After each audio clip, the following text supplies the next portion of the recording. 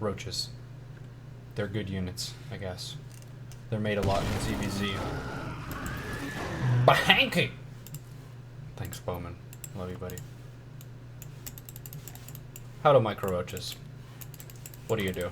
How do you position them? ZvZ, the matchup I would say is dominated by Lings, Banes, Roaches, and occasionally a game will get to Lair Tech, but it's really important to understand how to use the Roach well if you want to be successful in those scenarios. There are ways to play around Roaches, but I would say that that takes quite a bit of effort. If you want to make things easy on yourself, just make the same unit as the opponent, but more of them, with better upgrades and that sort of thing. This Ling Bane business is totally unimportant. I've covered this in lots of other analysis situations. You can find that on the YouTube channel somewhere else.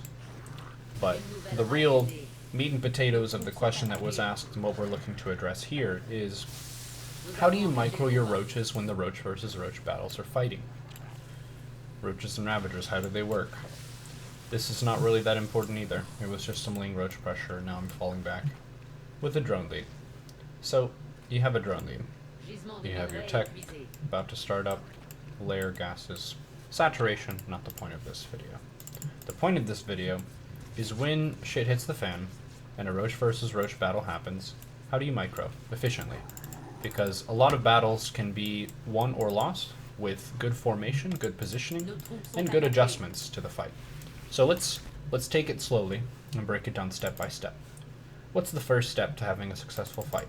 Well, I would say one of them is macroing yourself into a position where you have more of that stuff. That's a really good edge. Another thing to consider is the formation of your army. If a fight were to happen suddenly, would you be ready? Would your stuff be in a decent enough arrangement that you could take a good fight? The property of the Roach is that it is a very sturdy, tanky, ranged unit. So it doesn't require that much maintenance. It's not very fragile, like a Zergling or Banelings or whatever. They're really tough. So you don't need to stare at your Roaches. You don't need to make sure that they're doing amazing things all the time. A lot of times you can just A-move your Roaches and work on your macro and figure out what your transition is going to be, or micro a counterattack or something like that. But being able to A-move means that you need to have a good formation so that when a fight starts, you have an arc. You want to have the concave, the wider angle where more of your Roaches are participating against the enemy's army. So we'll zoom out here and think about positioning.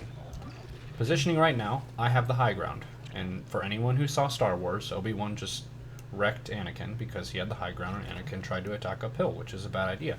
So don't be like Anakin, be like Obi-Wan Kenobi, and hold the high ground, unless you see an advantage. So why did I move down here? From what I have here, I feel like this stuff is more stuff than this stuff. So I'll fight the opponent's stuff with my stuff. We're also closer to my base, which means all of these Roaches in production, let's see how many are here. I have 7 Roaches that are about to finish. Those Roaches can join the fray as the fight is happening. Roaches are produced very quickly. So my goal here is to kind of run down a little bit to elongate my forces and take a better concave. A mistake here, obviously, we'll see, is I have my Ravagers on the front line. Ravagers have longer range than regular Roaches. Range 6. Roaches are range 4, so Ravagers should be behind Roaches. Ravagers also have faster weapon speed, 1.14 they fire, and Roaches are 1.43. So they should be behind the Roaches, they'll be putting out more DPS, they can drop their bios and be safe and protected. They also have less HP, 120 HP for a Ravager, and 145 for a Roach. So I'm making a mistake here, but we'll look at micro in the engagement. So one thing to focus on is making sure that all of your Roaches are participating in the fight. You want to make sure your full value is represented in the engagement. A lot of times you'll have a fight, and then maybe you'll have some units back here or that are stuck behind the back line that are just running around. They're not actually shooting and dealing damage. That's a big problem, and you're not getting full value for the units you have in the game. So we'll slow this down a little bit and look at the micro. So I pull the Ravager to the back. with the biles, ideally you only move part of your army. The part of your army that's threatened by the biles, you move to dodge it. And then another skill that's useful to consider is, this is sort of like orb walking in Dota, where you're moving forward and you apply a volley of damage every now and then. Another thing that's good to consider is, whenever a fight is happening and you're trying to chase down the enemy's units, you can fire and then run for a little bit and then fire again. Basically what you have is you have an attack cooldown. Once the roaches fire, it'll be another 1.43 seconds before they can shoot again. So in that window, you can move, you can adjust, you can chase down some units, you can dodge some biles, you can run away if you need to.